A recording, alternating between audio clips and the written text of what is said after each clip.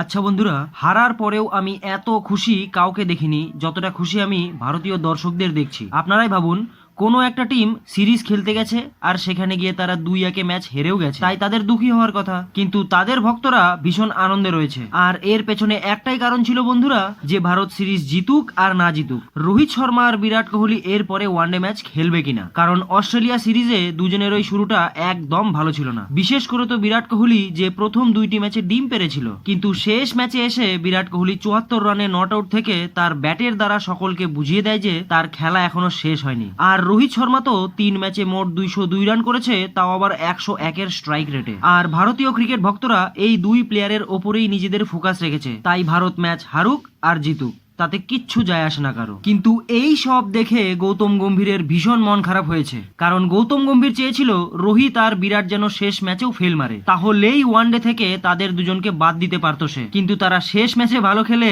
গম্ভীরের মন খারাপ করে দিল। তবে আপনাদের এই বিষয়ে কি বলার রয়েছে নিচে কমেন্ট করে অবশ্যই জানাবেন।